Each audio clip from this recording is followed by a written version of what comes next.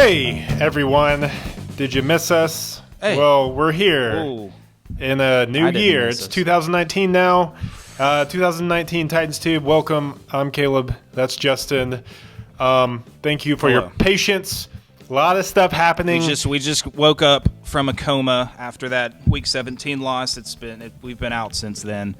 But we're back. We're back, so we can talk about this game. Yes. A lot but has first, happened, the dude. Shout-outs. Shout-outs, yeah. Shout out to hang10.com. Of course, use the code TitансTube for 10% off your order. Also, Backyard Dog BBQ Sauce. You can find out more about them in our link in our description. And another huge thank you to all of our patrons who have continually supported us throughout the season with your monthly you guys are the subscriptions and donations. It has helped us. Easily our favorite viewers. Easily. No one else comes even close. Yeah. Justin, this is going to be a loaded episode, dude, because we're a little behind. We're gonna recap Week 17 loss against the Colts. We're gonna talk about the season as a whole. Probably talk a lot about Marcus Mariota. Breaking news: hour and a half ago, Matt LaFleur got hired as the Packers head coach.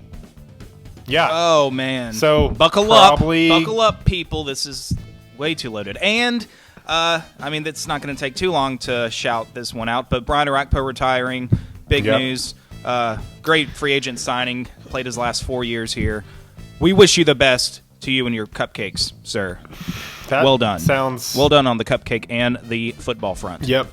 Good luck on the cupcakes and well done on the football front. Right? Is his cupcake business I guess the jury's still out. Let's see how that goes first before we give you props for that.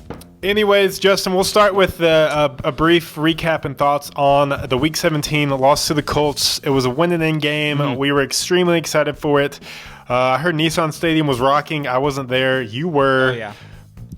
But it was, man. It was the most lively atmosphere, I think, all season. It felt like a playoff atmosphere, to be honest, and I've been craving that. I wish that if home games were like that every single week, that would be awesome. Even with the news that we woke up to with the leaked report from Chris Mortensen, I think, that Mariota was not expected to start. And really, that's kind of the story of the game, at least for Titans fans. Yep. Like, what happened? He was trending upward. He was practicing all week. Even Paul Kaharski, a pretty reliable local media source, said he expected Mariota to play. But if he finishes, of course, that remains to be seen because, injury prone, whatever. But everyone was expecting him to play, and so when that news broke, it was kind of just like it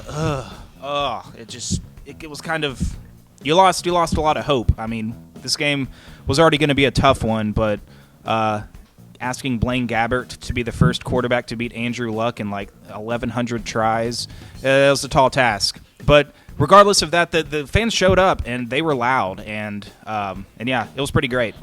Yeah, it was great until the game finished with the Colts scoring 33 points and the Titans only scoring 17. But that was the bad part. Yeah. That was the bad part. But yeah, shocking news on Mariota. I think we thought all week that he was going to start. I mean, dude had been throwing in practice. People were positive on him. And then, Sunday morning the news broke that he wasn't going to play because of he was told that he could possibly have long-term or permanent damage to his nerves. And people, frankly, they lost their over it and over Mariota, saying that he wasn't tough, he wasn't, he wasn't for the boys, he didn't care about the team. If he was really a true Titan, he would be on the field, risking his, the long-term health for the rest of his life to play for the Titans. Yeah, and I think that's all just a bunch of baloney, man. I think it's baloney. I think those takes are a bunch of crap. It's a bunch of crap, man. Bunch of baloney. We don't know the situation. What was the final conclusion of that? What was it? He had a second opinion from another doctor somewhere else, or was it always his doctor? I don't know. But the decision from the doctor, he advised him not to play. A lot of people think, Mariota should have pushed through anyway and said no and played anyway. But we don't know this. We don't know the severity of the injury. If he was actually risking permanent nerve damage, that is a super serious thing, and some things are more important than football. Still, it was tough. It was tough. We do know the severity. Not being able to go. We do know the severity. If one doctor told him that he could have possible permanent nerve damage, do you want to live the rest of your life with permanent nerve damage and you're only 25? With your hand not being able to do not this? having feeling or just feeling pain for the rest of your life. No, and I don't get why people were so critical on him, just not like gutting it out and playing anyway with that risk. It's not like we're just fans of the team. It's not like these players owe us anything. Why do we feel so entitled that Marcus Mariota owes us something to play and risk his health? It's like, dude, if you're not out there ready to die on the field, then I'm not going to root for you, bro. Like, that has to be one of the most spoiled takes I've ever heard on a quarterback. Or for a player in the NFL. We don't own these players. You know, LeBron James said that owners in the NFL have that slave mentality. I think that's kind of true. It bleeds out to fans. Sometimes we get too blindfolded and we think that players owe us something because we buy tickets to the game, we watch them, we get to root for them, so technically we're paying their paycheck or whatever. No, that's BS too. These players don't owe us anything. Marcus is only a Titan because we drafted him. It's not like I don't get all these takes, man. It made me hot. And they're already putting their long-term health on the line, of course, with all these studies coming out, like retired football players experience the rest of their lives in pain. Many of them. Everyone knows about the CTE stuff going on and concussions, especially. So I mean, it's a serious thing. It's a serious health risk to play in this league.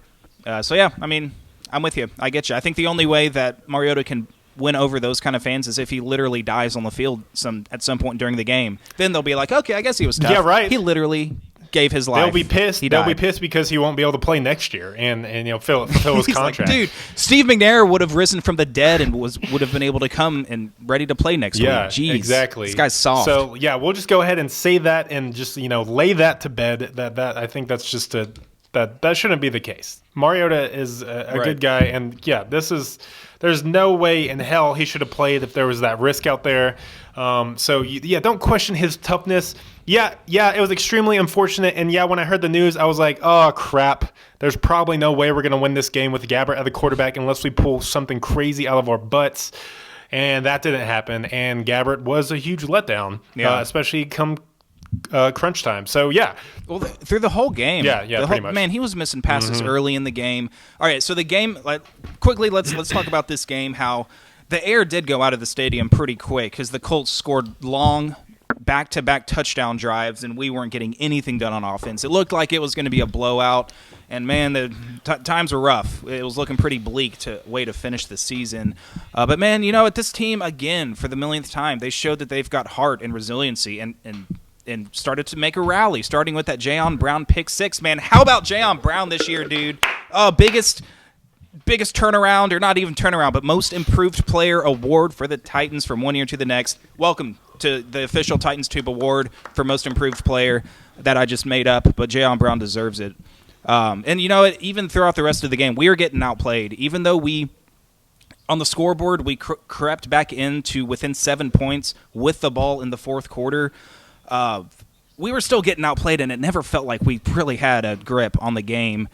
And right as we started to get a glimmer of hope, as the Titans were at midfield looking to tie the game up, Blaine Gabbert makes the Blaine Gabbert play and throws it not even close to anybody but Colts defenders. So, yeah, I mean, that's just the way it goes, man. Honestly, we had no business being within 3 scores of that team week 17. That's how bad our offense was playing. Props to our defense, though. They were holding strong against the hottest team in the NFL right now. We can especially say that on the tail end of the Colts wild card win against the Texans. But honestly, watching that game, I was like, I don't know how. Like when we got to within one possession, what was that, early in the fourth quarter? I'm like, there's no way we should be within 2 possessions of this team, and somehow here we are. So yeah, props to the Titans for their heart. Props to the defense, man. They played really well too. Jayon Brown making plays all over the field. Yep. I know we still gave up 33 points. So I'm just gonna be like, well, the defense didn't play that well. They played with a lot of heart, and I think they kept us in the game. And we did enough on offense to make it a 1 possession game early in the fourth. But yeah, that's when we needed a guy like Mariota to be on the field to really propel us to that next level. And we didn't have him.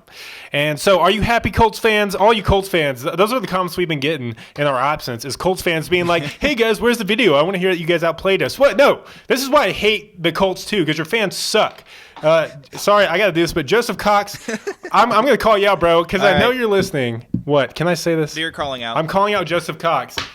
because we were busy and we didn't put out a video in time, so he thinks that we were sore losers. And what did he say? Doesn't seem like real fans if you can't admit they got outplayed and outcoached in a game. I think you owe the fans an opinion. Shut up, dude. Shut up.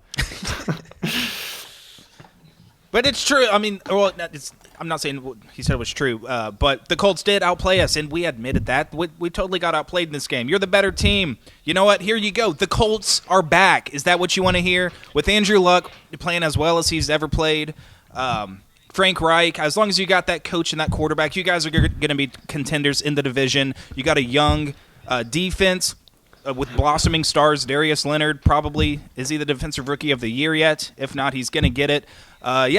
You guys are on the up and up. I mean, maybe not just divisional contenders, but maybe Super Bowl contenders for the next several seasons. We said it. Colts Congrats, fans, Colts, you're back. Props. Colts fans, how insecure do you have to be to need validation from Titans fans? We haven't beaten Andrew Luck 11 times, and you're like, we still need to hear from Titans fans that we're better than you. Yeah, okay, you beat us again. Happy birthday. Go win the Super Bowl. I don't give a crap about your stupid team. I hate the Colts. We're mad. I'm frustrated, bro. We are mad. Those are at y'all for just. I think those are all my rants for the episode. Just have to get those off my chest, but. Quality. But no, we did not put out a video because we were afraid to admit that the Colts were better than us. Yeah, you were better than us. Obviously, you beat us 33-17 and made the playoffs, and then beat the Texans. Okay, happy birthday! Go pat yourselves on the damn back, you idiots. I hate the Colts. Go beat the Chiefs too, for all I care. I'm not going to be cheering for you, but do it. I dare you. Jinx. We did it last year. That's old news. The Titans already beat the Chiefs on the road in the playoffs. That's it. I mean, been there, done that. Yeah. Simple. Okay.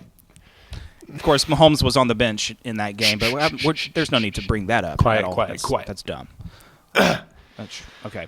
Okay, I'm calm again. Thank you, Titans fans. Thank you for sticking with us and listening. And if you're a Colts fan who wasn't one of the idiots that talk trash, probably mostly Colts fans that are watching this episode. Well, you know what? I think. Yeah, I don't know the names, but there have been a few nice Colts fans out there who have said that you do enjoy our channel, and I respect you guys. Yeah. Justin, anyways, any other thoughts left on the Week 17 game? Loss to the Colts. Blaine Gabbert, obviously, we're going to have to upgrade that position. You know what? But he did his job. But we already did upgrade it from last year. Yeah, we did. You look at what he did last week when we played the Redskins with Mariota going out. We were losing at that point in the game, and Blaine Gabbert ended up making enough plays, and we got that win. He also played against the Texans. He started and finished that game. And won that game. And won the game. So, I mean, how much do you expect from your backup quarterback? Backup quarterbacks that can just go in and win you games are pretty hard to find unless you're the Eagles.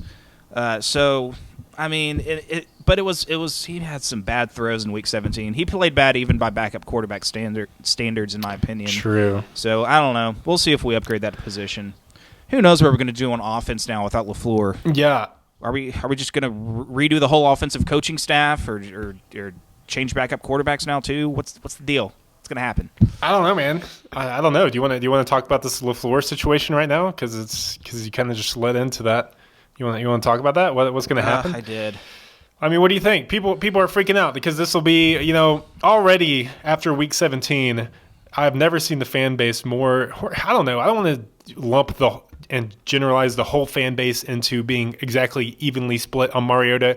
It's just that the people who seem to be against Mariota as a franchise guy are extremely, extremely more vocal on social media than the ones who want him to stick around. So I don't know if they represent a large population or a small population of people with that opinion, but they're very opinionated, and they let you know. It's hard to tell how the Titans fans in general are split on this quarterback here. But we're not helping him. This isn't going to help him, I don't think. I mean, unless we find an offensive coordinator that can come in, he can click with Mariota right away, and he's able to develop him.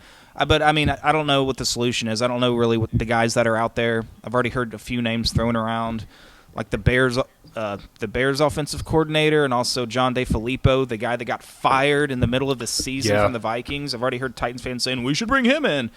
I don't know. Is that a good idea? Maybe not. But all I know is Mariota's going into his fifth year on his he's on his third head coach. He'll be on his fourth offensive coordinator. It's for like whoever we bring fourth, in. and it's like kind of like 4.5 because apparently his first year he had Kim Wisenhunt and then also Jason Michaels. So if you count those as two different guys, so kind of five different play callers technically, I guess you could say. But yeah.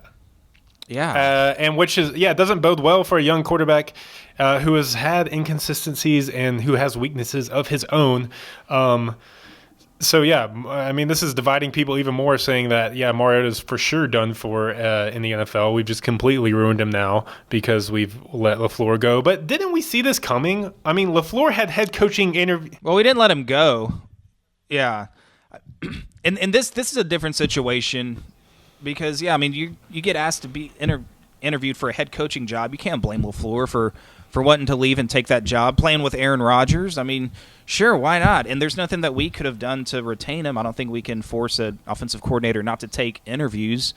But, of course, last year that was totally a management decision to let go of Malarkey, the whole pretty much offensive staff, to change schemes, change head coaches. So, I mean, there's a debate there to be said when it's all said and done.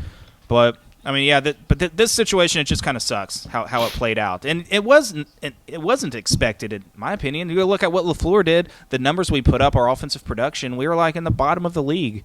So I don't know, maybe the Packers just saw something. Well, I mean, they wanted to see what he could do before for we them. hired him. He had a few head coaching interviews last season. So like we got to know, like, best case scenario, if he came into the Titans and our offense like flourished under him. Did you get that? Yeah. Stop watching the national championship game.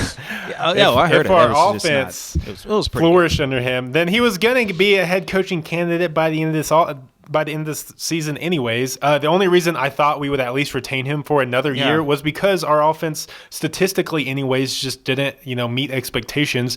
And I know a lot of the league and analysts agree that we dealt with a ton of injuries on the offensive side. Mariota being in and out with that ulnar nerve, Delaney Walker being out for the whole season. So we had our issues on offense, but still, the offense underperformed due to expectations. So that was my only hope, being like, we'll keep LaFleur around for another year, which would be good for Mariota. But I saw him either gone after this season or after next season, because at some point, he's close enough on the McVay tree, to the top of the McVay tree, that he's going to get hired for a head coaching position. And I was kind of surprised he didn't before we hired him as our offensive coordinator. So that's kind of what I'm saying. It was expected at some point. It wasn't just like we were going to retain this dude for another 5 years to really, open our Super Bowl window with our offense. Our offense is going to have to make plays regardless of who's the play caller on the team. And that's going to come down to Mariota too. Mariota, and I think you see it, great players in the league are going to eventually make great plays no matter who's, calling the plays for them. I think we're going to be fine. If Mariota's the dude who I think he is, I think we're going to be okay next season. Yes, he may have there'll be a new learning curve with the offense and whatever, depending on who we bring in. But I have faith in our team. I have faith in Marcus. And I think there's something to be said, too, about the idea of hiring a defensive-minded head coach like Vrabel, as opposed to, seems to be you can make the argument that it's smarter to hire an offensive-minded head coach that is also the offensive coordinator, possibly also the play caller. Because if you're a defensive-minded head coach, you bring in an offensive coordinator, and they do really well, there's no way that offensive coordinator is not going to be wanted for a head coaching position, where if you are the offensive guy, you are the head coach, you're going to be there. You're not going anywhere. You have the job. You're the head coach, which is better for a quarterback, especially for a young quarterback like Mariota to develop under. So, I mean, and I like Vrabel as a head coach, man. Overall, we can talk about this. Me too. In our season as a whole recap, that I thought he did a decent job, especially as a first-year head coach. The injuries we dealt with, the inconsistencies we saw from the players. And that's something, too. I wonder if Matt LaFleur was a little frustrated. Like, he had questionable game plans and play calls throughout the course of the season, but he was dealing with receivers that had drop issues. Offensive line kind of regressed, and as a whole, Mariota, he had his inconsistencies as well. Derrick Henry started out really slow and was not running like the Derrick Henry we saw in December. So maybe he was like, "Jeez, what's with these guys?" Well, that's because LaFleur wasn't running him. We also had our leading receiver from the past 2 years just quit on us week 3. Rashard Matthews, top bro. 5. How'd that turn out for you? And a top 5 tight end who breaks his leg the first game of the season. Like, talk about major setbacks immediately.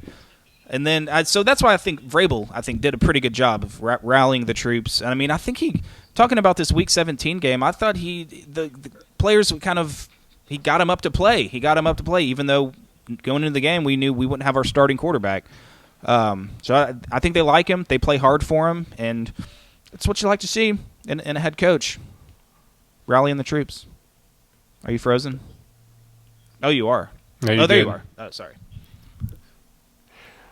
I agree, dude. I mean, like I said earlier, we had no business being within 2 to 3 possessions of that Colts team in Week 17. So, yeah, props to Vrabel. And he had to deal with that crap all season. Just the most improbable things happening again and again to your star players week in and week out. And the emotional highs and lows of the season. We start 3-1. We beat the Eagles. All of a sudden, we lose to the Bills and go on a 3-game losing streak. And then, yeah, it was a crazy year. So, to be able to get back to 9-7 and another win and end game, I know people are going to be like, well, can you view this season as a success if you didn't make the playoffs when you made the playoffs last year at 9-7 and won a playoff game for the first time in a decade under Malarkey? And I'm like, yeah, I still view this season as a success, especially with all that we dealt with. Yeah, of course. Yeah, considering think about.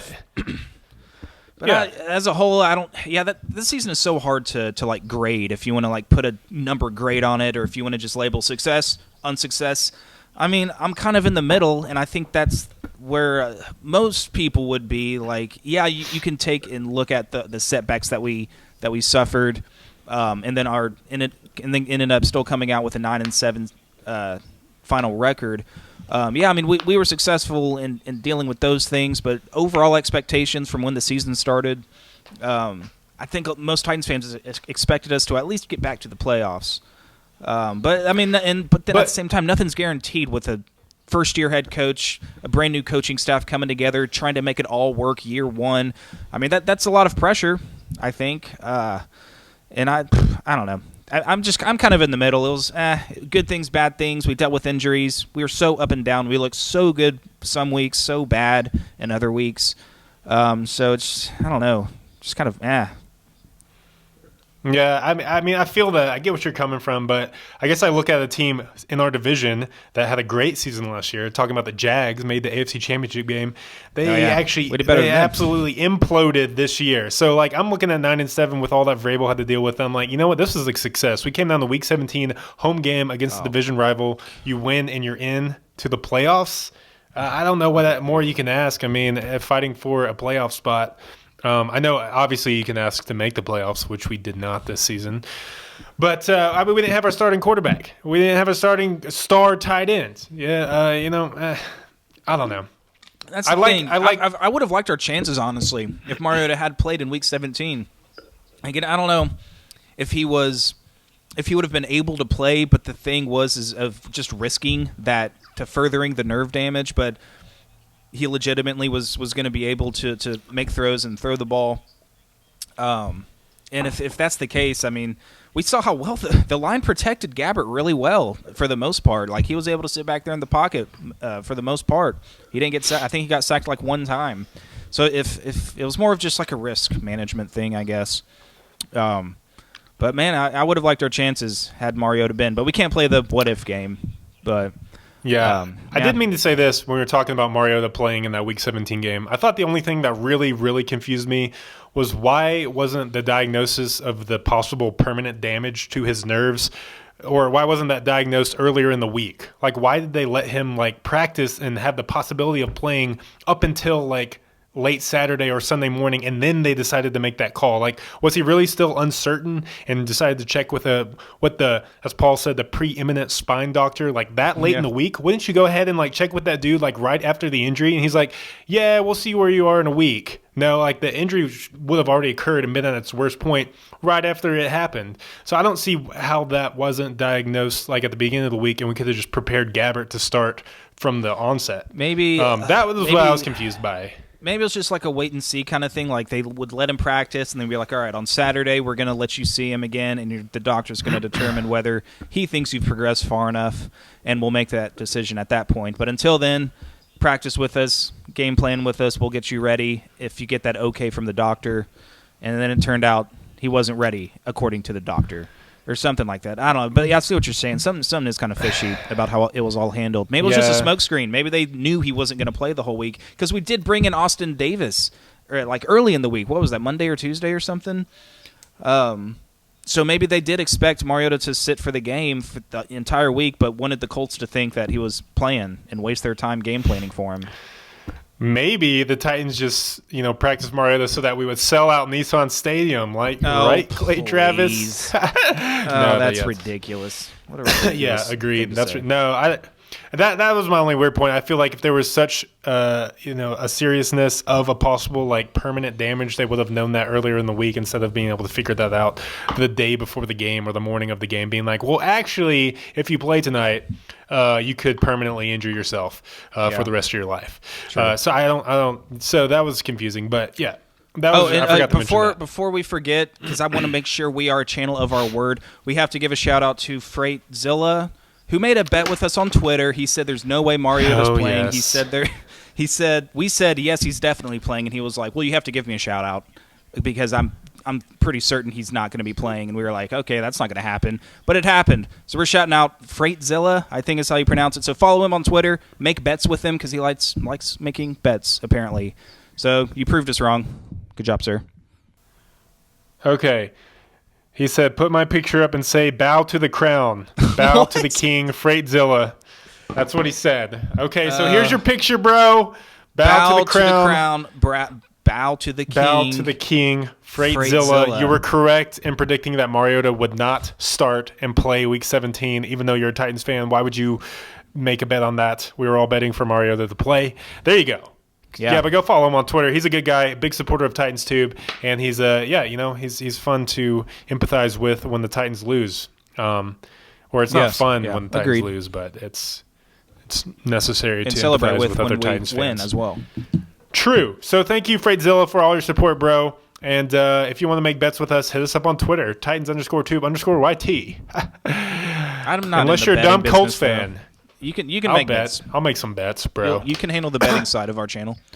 Okay. Anything else you want to say about this Week 17 game, or do you want to talk about? We did talk about the season as a whole, but what I want to talk about maybe some players shout outs. Like, who were you most impressed with this season? Who stood out to you, and which players do you think were kind of a dud, kind of a letdown? And man, I'm pretty disappointed he didn't do more for us this year. Where's this guy been? I can start if you're not ready. No, I'm ready, bro. We did say Jayon. Oh, okay. Hey. That's the easy answer, and then you're going to answer your own question? What, Jayon Brown? All right, fine. Go for it. Players I was proud of this season. I'm proud of you guys, like a dad. Proud dad here. Obviously, Jayon Brown. I don't think he just improved in year two. He had a Kevin Byard rise to stardom in year two, especially that Week 17 Good game. Comparison. Dude, he was single-handedly keeping us keeping us around in that game against the Colts. We didn't mention his forced fumble and recovery too. He got both turnovers for us. He had a pick six against Andrew Luck, and then a forced fumble and recovery. We could have been down 21-0, 28-0 if it had been for Jayon Brown. So I think that dude is a star. So I think he had a great season. I am really looking forward to him. I think by the end of the season, Rashaan Evans had really come on. I think he still has work to do, but as any young guy does, it was just his rookie year, but he was one of the elite, became one of a really elite run stopper and solid inside linebacker by the course of the end of the season. Corey Davis, man, I thought Corey Davis had a pretty good second season, especially with how terrible our passing offense was for the majority of the year. He had to carry the load. We were expecting Delaney Walker and Rashard Matthews this year, so everything just kind of focused to him. Okay, Corey Davis, please be a star for us or else we're screwed. And I think he handled it pretty good. Yeah, so really, I did too. I was really, I really liked seeing him blossom into what I think he was worth that 5th overall pick, and I think he's going to be a number 1 wide receiver for years to come for us. Who else? I got some small guys. Kenny Vaccaro, great signing after Sip went down. Clutch last-minute signing. Yeah, a great great safety signing there, especially after Sip went down. I think he filled in admirably and more than admirably because I think we're going to sign him back to another contract. Malcolm Butler stepped it up last half of the year. Struggled in the first half, but he was one of the top him and Derrick cornerbacks. Henry win the awards for best midseason turnaround. Malcolm Butler finally, man. That was looking like to be a bad free agent signing, but then he ended up stepping up and really shutting some people down. He was very active. I like his aggressiveness. I think it works well for him, and it's a risky way to play, but yeah, big shout out to Malcolm Butler. I'm pretty happy for him.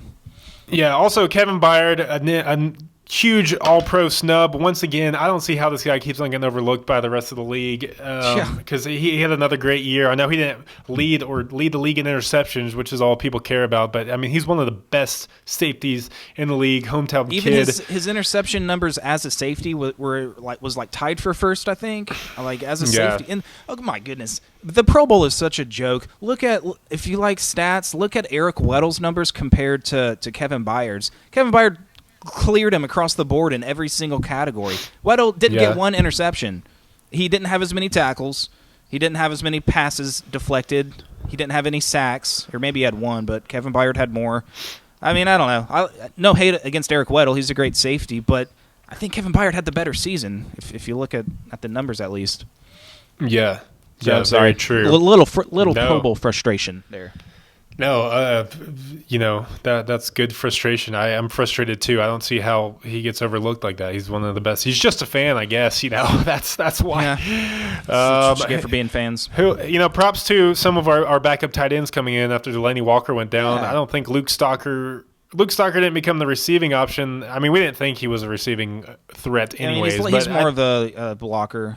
Anyway. Yeah, but I think he was pretty critical into Derrick Henry's late season run. I mean, we used him a lot in the fullback position, and he's a good blocker, big guy. But props to Anthony FrizzFr8 and Michael Pruitt even came on at the end. So glad to see the next man up mentality when it came to our filling the slot of Delaney's shoes in our tight end position.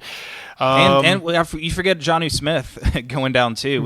True. We've got some decent depth at the tight end position. It'll be interesting to see if we make any moves as far as adding anybody or drafting anybody. But I kind of like our depth there. Jonnu Smith did have a slow start to the season as well, but he was starting to turn it around, started to catch some passes, and he got hurt on Derrick Henry's 99-yard touchdown run, which kind of stunk. So he gave his football season for that play. So respect to you for that.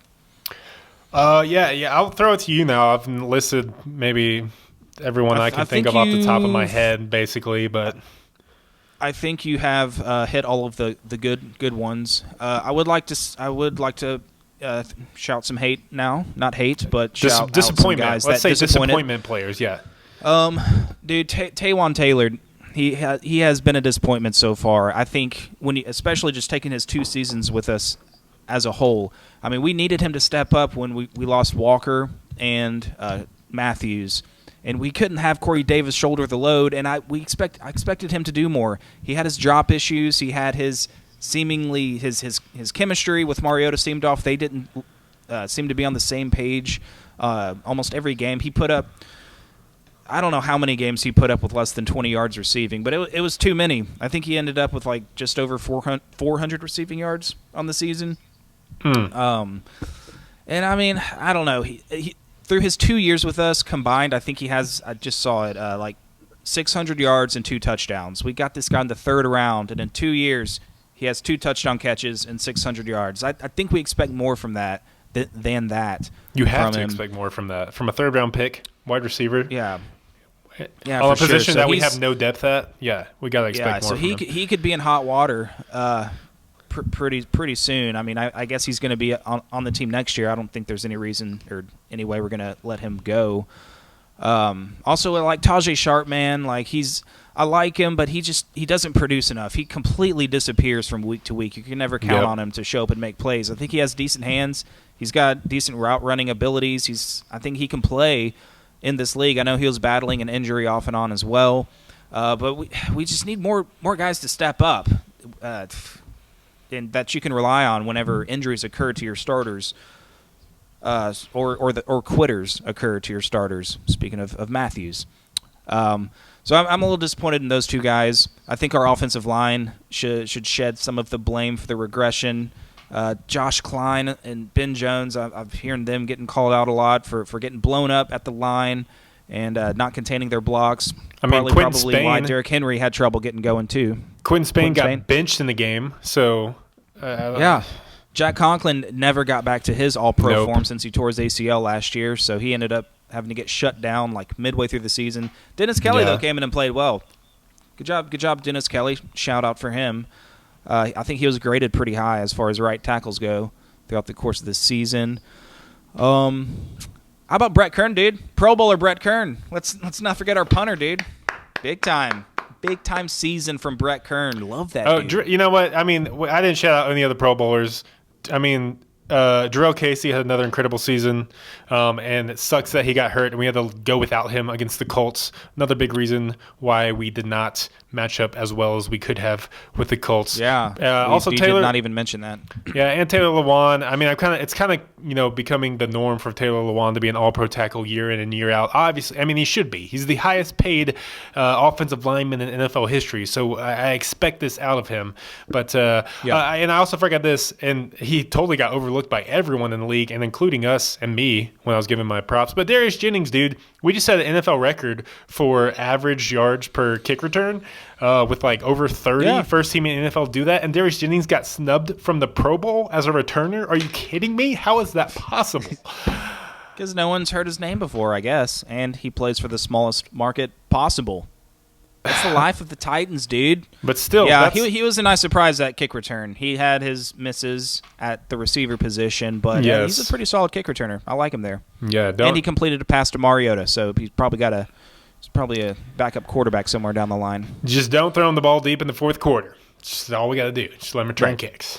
Exactly. But yeah. Anyone else you're disappointed in? I was kind of, and I don't think it's on him, but Dion Lewis was a slight disappointment to me if I look at the whole course of the season.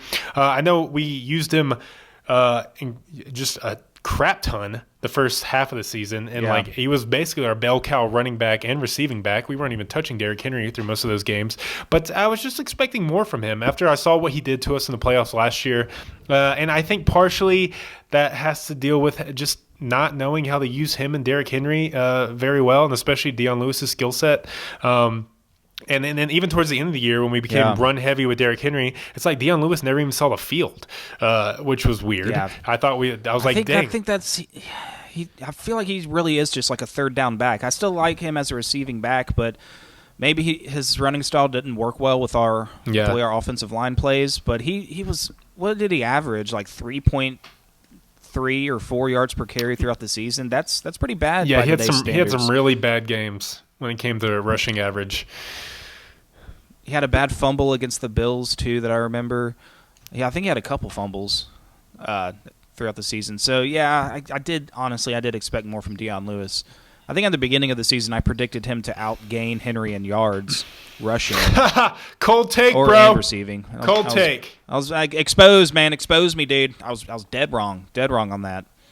I mean, what about Mariota though? What do you give him a green check mark or a red X for his performance? It's kind of hard to grade because I think he's the reason why we won a lot of games. And he should have won us more had Nick Williams caught a touchdown pass in the fourth quarter. That's the biggest disappointing Titans player is Nick Williams. He didn't even last like 4 games with us. I don't even consider him a Titans player. He is the most disappointing Titan. I don't consider him a Titans player. Nor Rashard. Actually, Rashard Matthews is the biggest Titans player, biggest disappointment this season. Oh, yeah. Come on, dude. Yeah, how you going to quit on a team like that because you want more targets and you get to go to New York? How did that work out for you, huh? He ended up catching less passes for the Jets than the Titans in the 2018 season. How insane is that? He caught 2 passes for the Jets before they put him on IR. What a joke. Seriously, dude, that dude just like ruined his career by making that decision. I don't see him bouncing back from that. That dude's in a weird place right now, and it's sad to see because I loved him. Yeah, the past 3 years he was here. But he totally just torpedoed his career for seemingly no reason other than like we had some promising young guys that could possibly overtake them if they performed well throughout the year, which they didn't. Which we really could have used Rashard Matthews by the end of the year. Yes. Yeah, I don't get it's that, frustrating. man. Yeah, and it sucks because I loved Richard, but now I have this sour taste in my mouth when I think of him because I'm like, dude, he had 2 great years for us. He was primed for another 3rd year with some depth and some competition behind him, and he just folded and just like gave up, called it quits, and thought he could. I thought the grass was greener and with the gangrene, and it obviously wasn't. So the team is greener, though. The team colors are way greener. Maybe he got confused there. Yeah, maybe he thought that if the team is greener, then the grass is greener, but not the case. I feel like we're starting to talk about every player now, so I'm just going to go ahead and do it. Do it. Ryan Suckup started missing extra points. What's up with that? What's up with that, Ryan Suckup? You're I think one of the better kickers in the league. I still have faith in Ryan Suckup as our kicker for the foreseeable future, but I thought he kind of had a down year by his standards. Also, this defensive line, man, we got to find some defensive line playmakers like Daquan Jones. He's like decent enough, but I just don't see him making enough plays. We gotta pair Jarrell Casey with another great defensive line player. Austin Johnson in the 2nd round has not been getting it done. Yep. Who else did we get? Benny Logan. Benny Logan. Is that right? I hardly saw him show up this year as well. Take Casey out. The defensive line group as a position was a disappointment in my opinion. We got pushed around too much, especially in the run game as well. And honestly, the pass rush was a big disappointment this year. I mean, Arakpo, obviously Arakpo retired. Arakpo, man, yeah. But I think we mentioned several he retired at a good time, I think. I think we definitely saw the regression this year. And same with Derek Morgan. I mean, Derek Morgan shows flashes here and there, but I mean, he's definitely on the downward slope of his career. And I know we got some young guys like Harold Landry who showed flashes of good moments. He showed flashes. We're definitely going to need He wasn't more. consistent, but you can see the potential greatness in him. I like his prospects going forward. Yeah, I really liked how Sharif Finch came in and played up until he got hurt. I thought he was a pretty solid fill-in for those guys. But I still think that's a position that we're going to have to upgrade in the offseason, whether through the draft or free agency or both. For sure. But I mean, as far as the defense goes, love where our secondary is. And I love our inside linebackers, dude. Wesley Woodyard is not dropping off. I thought he was dropping off like 2 or 3 years ago, and he keeps getting better and better. Then we got the 2 young guys, Rashawn Evans and Jayon Brown. I like our inside linebacker position right now. I think those 2 position groups are probably the best on the team. Yeah. If we can get that pass rushers and D-line up to speed, look out. Shut out for the whole season. 0 points allowed. I'm calling it. Yeah, it's crazy. I mean, our defense is what kept us in most games more times than not because our offense just struggled scoring points this year. And understandably, with Blaine Gabbert having to lead the way a lot or an injured Mariota who couldn't feel his right hand. But both lines, the trenches on both sides of the ball were disappointments, I think, with the expectations I had, especially for the O-line. This is the same group. This is the same O-line that 2 years ago was like top 3 in the league. So it's hard to imagine that kind of regression. But I'm still expecting them to turn it around next year, even with the same group of guys. I don't think we should necessarily go out and look for some, a starter for the O-line. Maybe seal up some depth here and there at some positions, but I don't know. I wouldn't mind bringing in some competition. Like, I don't know. I really feel like interior line on a lot of people's draft needs or free agency edition needs. They put biggest Titans needs is interior line to be addressed. And I don't know. I think there's something to that. Yeah. Okay. I mean, maybe they're just taking a step back. Fair. Who knows? Fair. Have we talked about anyone? Have we missed anyone? Anything else you want to say about the season? Yeah, sorry, you froze again. What?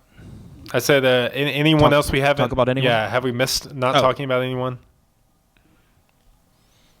Let's just go through the roster, man. or nope.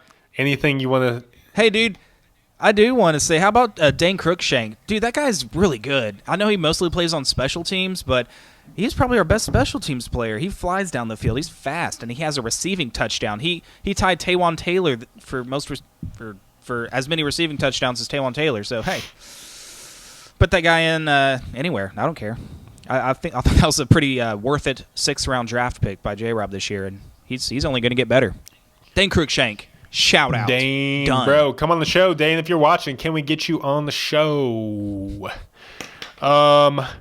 Dane, dude, Dane. That man. Yeah, I mean we're going on pretty long. We can wrap it up if you have any more thoughts on the season or these Titans players. I mean, as a whole, if I'm looking at the team as a whole, I still think it's a success. I mean, we've thrown out the stats before on Twitter, but this is the first time in Titans era where we've posted 3 consecutive winning seasons at 9-7. Yeah. First Titans franchise quarterback to do that, Marcus Mariota.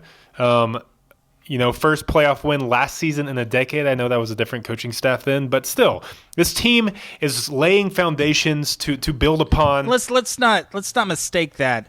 I truly believe the players won us that playoff game. The coaches dug us, whatever game plan they had going, and they dug us into that 21-3 hole. And Mariota just kind of drug this team back to a win when we started going no huddle. When Mariota could call the shots again. Anyway, I just had to say that. I mean, Malarkey did good things here, but I think the players really deserve the most credit for that win. Yeah, and I think it showed like we can ditch the whole coaching staff from a playoff one year and still retain a 9-7, fighting for the playoff team the next year because of the foundation we built with our roster. I think there's definitely weaknesses that we need to build on, but I think we're in the right spot. Our window is starting to open, become wider to contend for a Super Bowl. I think if we keep on adding the right pieces, we will continue to improve. So I'm looking forward to the next few seasons. It sucked that we ended up missing the playoffs this year because I thought if we had made it, we could have contended even with all the injuries we were dealing with. Yeah.